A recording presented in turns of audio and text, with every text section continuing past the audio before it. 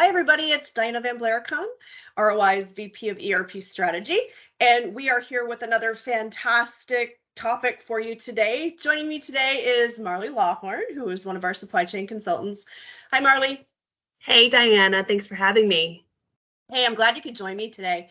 You know, as we move through the year and people are looking at ways to optimize things, one thing that always comes to mind when we're having these conversations with folks is around the item master, right? It's always about the item master. Yeah. So I wonder if you could just maybe impart a little bit of wisdom to folks today around some of that item master, master data management, we call it, maybe Yeah. some tips and tricks around managing that item master. Sure, absolutely. What, I really want to talk about today, and thank you for having me, is that I'm trying to get folks to reimagine what that item master can look like in the future. And so in doing that, thinking about rather than managing all of the items at an item master level, how can we look at utilizing the contract management suite to really be our main source of truth moving forward? Yeah, that's a good one too, because that's a really powerful piece of functionality. I know for folks that are listening, we do have some other sessions around contract management, so they can get a little tour of the application there. But that's a key piece of it. So whether you're still on version 10 or you're on Cloud Suite, there's pieces of it that are required for Cloud Suite, but really optimizing that contract management piece. And then the item master keeps its integrity, right? Absolutely, absolutely. Because when you're thinking about, when you're thinking about loading full contracts and you've got thousands, 10,000, maybe even lines on a contract, to put all of that data into your item master, that's a lot of data to be maintained and a lot of items that you may not actually ever purchase, right? But you do want to keep that pricing there and you want to keep that information there in case one of your requesters at a facility decides this is the product that we need to order today. And so what we're able to do is kind of move away from the item master and move into contract management and look at putting all of the information that's needed on the contract line. Yeah. And when we talk to folks around their ERP strategy, one of the things that we're looking at, so for the folks even that are on Cloud Suite, right? Maybe if they've gone through that implementation, that migration recently, is really optimizing the use of the applications and getting their investment out of that Infor technology spend, right? And one of the easiest ways to do it is to really look at what we call money leakage, right? There's things around revenue cycle. That's a whole nother topic, right? But one of the big things that we see is around this whole purchasing process, right? And being able to put those controls in place, make sure that we're utilizing things that we have negotiated prices for, that we're not buying specials. There's always a need for that, but that shouldn't be the norm, right? That's why they call them specials. But really being able to make sure that as an organization, we're following those negotiated contract prices, because that's going to be where we not only recover, but potentially keep from spending unnecessary dollars. Well, Absolutely. what do you want to show us today? Yeah. And you just mentioned a little bit about specials, and I want, now the functionality in contract management allows us to add an item type of special. And so it's not like in the past where when you had a special, an X type item, it was just, there was no pricing information attached, there's no truth in the data necessarily. There was just whatever the requester wanted to type in, and it could have been $1. Oh, goodness. They could have put just 1 cent in for the price. We can now load an item type as a special. So I can go ahead and go into FSM and show you a little bit about that. Yeah, let's have you share your screen for folks, and we'll take a look at exactly how to do this. And again, for anybody that's joining us today, if you want more information or want to talk to Marlee, we can certainly get you in touch with folks here at ROI. While Marlee's logging in there, we've been spending a lot of time with folks doing some of these Cloud Suite implementations and even optimization on the current systems that are already deployed. And this is one of the key areas too, is has contract management been set up correctly? are the users actually leveraging? Do they have a deep understanding and not, was there a knowledge transfer that occurred so that they have a deep understanding of how to use the contract functionality to really control that spend, right? Absolutely. So tell me what you're showing us. Sure. So what I've gone into is the contract manager role. And under there, I'm just going to click on manage contracts. I'll wait for it to load.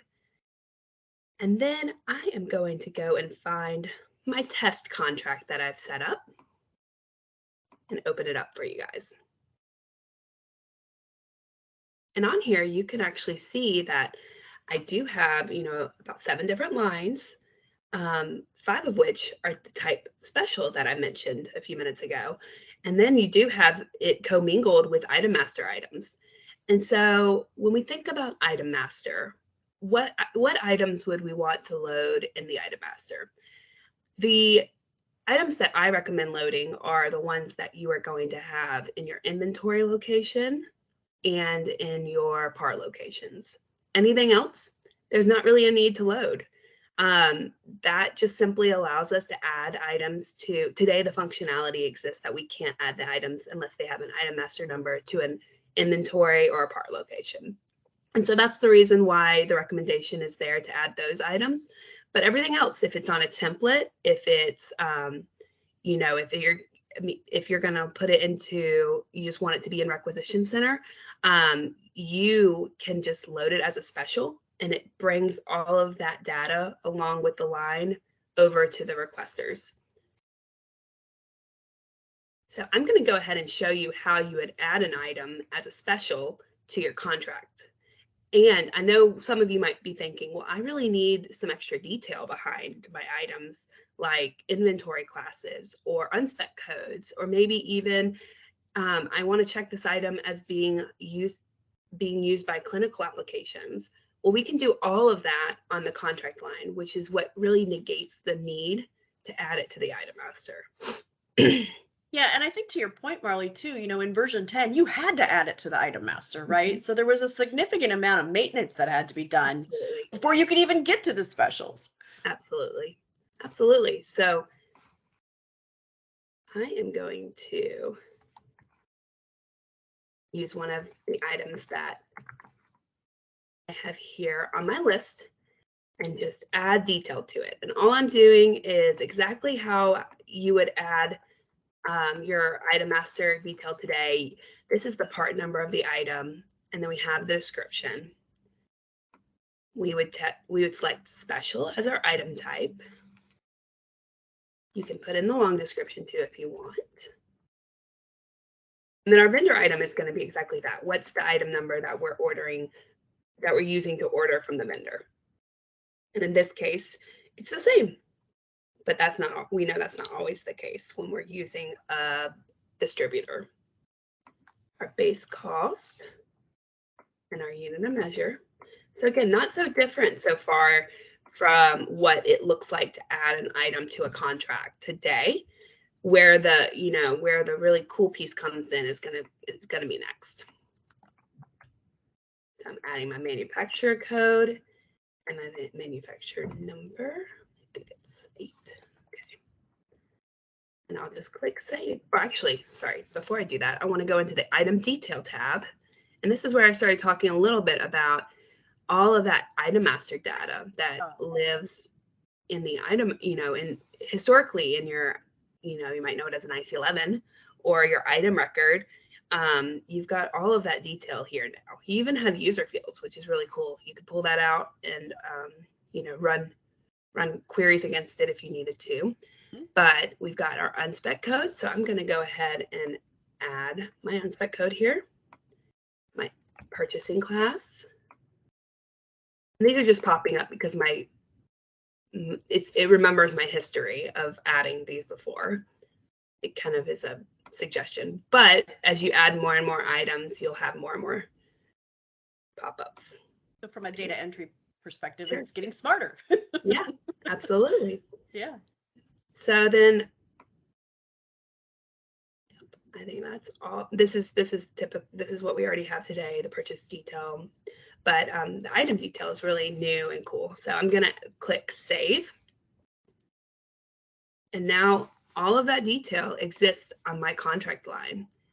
And then I know that, some of you might be still saying, well, how am I going to identify this item as being an item that needs to flow over into the clinical system?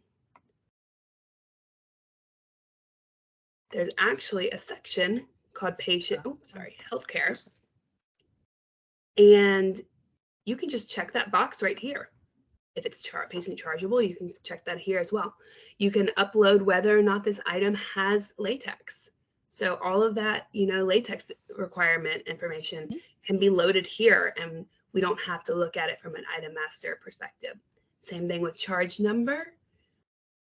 We can also identify this item as a personal protective equipment, so PPE, or as a critical item.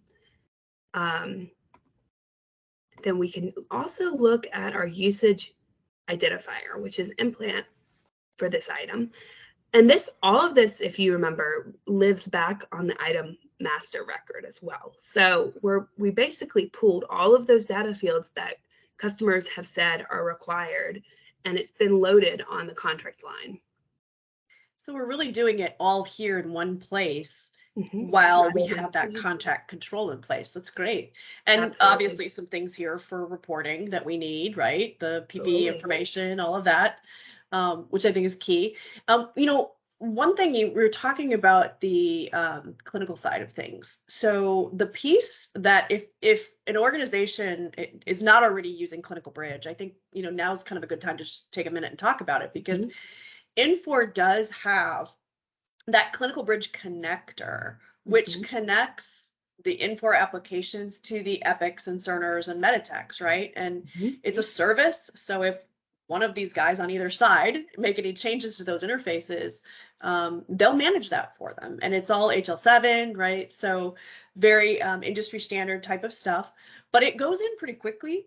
We typically see it on the implementations that we're doing, because then you don't have to build custom interfaces, right? There's things that are already pre-delivered. You can get it implemented pretty quickly, and then it just manages all that data going back and forth between the EMR and the ERP side of it. So if you haven't investigated and are not using Clinical Bridge, we can certainly get you some information on that too. Yeah, I mean, and to your point, I know in the past clients that I've seen have been loading items into their item location just so they can pass the information over to Clinical Bridge as kind of a workaround. And now with this new functionality, being able to identify a special item as a clinical system use item, we don't have to add it to the item master. We don't have to add it to an item location.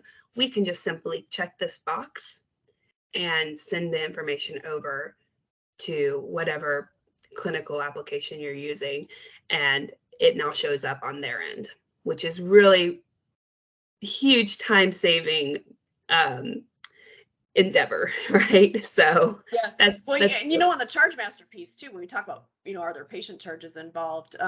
In our organization here at ROI, on our HIT side of the house, there's a crossover between what happens with that EMR and what happens with the ERP, right? With those patient charges. And that's another piece where, some of the things that Clinical Bridge can bring to the table and some of the other process improvements that we can help with is keeping that charge master up to date. So making sure that that we were talking about leakage before, cash leakage, making sure that we do have the right charges that are being put forth to the patient billing to make sure that the revenue stream is accurate and we're collecting everything that is appropriate when we do get to that billing side. So that's a key factor of usage here, and just really leveraging the technology.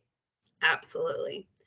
And so really, I mean, from here, this is as if you have created an item master record. I mean, it's doing the same functionality. It's just now being managed at the contract level. And if I'm a requester and I go into our QC to order, and you've loaded and the line has been loaded as a special, and I start typing in that part number because I have the box in front of me and I know I need to reorder this, all of my information is there for them. The requester no longer has to enter the description or the unit cost or the unit of measure, because they don't know that stuff all the time, right? They aren't always aware of what those what that information is. And so now we can really manage it from a centralized location, allow our data to be correct without having to really add a lot of different items to our item master. Yeah, and one thing too that I think for any folks who are on Cloud Suite, FSM, if you have not entertained using Infor Go, right, which is the mobile application, easy to deploy, literally deploys with a QR code. The hardest thing you'll have to do is draft the email that says, hey, read this QR code, right? And it connects immediately, and any of the functionality, it follows the security protocols. So if you are a user, you don't necessarily need to go back to your desktop and sign in to do this. You could actually be standing somewhere with your cell phone, right? These are attached to our hips everywhere. Absolutely. You could log into Infor Go and actually do this process right while you're standing in the supply closet, theoretically. Yeah. Well, the one last thing that I'd like to share before we wrap up today is that some of you also might be thinking, well, what if I ever did decide to bring this item into my inventory or to a PAR location? What do I do with this contract line that now exists out there? Do I put it on hold? Do I have to start with the item master record all over? And what's really, really neat, a really neat functionality is that because we've added all of this data to our contract line, we can now use an interface to interface back into our item master. And it simply, with the click of a button, it simply will add the record, assign it an item number, and pull all our data directly from this line. So it's a really, really neat process. Yeah, and that's the power of being on a truly integrated platform, right? Absolutely. Yep. The end user ease of use equals user adoption, right? Yeah. Oh, awesome. Well, thanks, Marlee, for spending a little bit of time with me today and sharing some wisdom around contract management and the item master.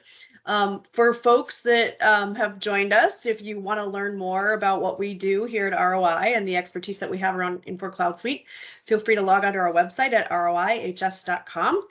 You can also reach out to me at DVB, Diana Van Blaricom, DVB at roihs.com. Get in touch with me and we'll get you in touch with some folks. And we're out there helping organizations just improve their operational efficiency, one hospital at a time. Thank you, Diana. I appreciate it. Thanks for joining me, Marlee. Talk to you later. Have a great day, everyone.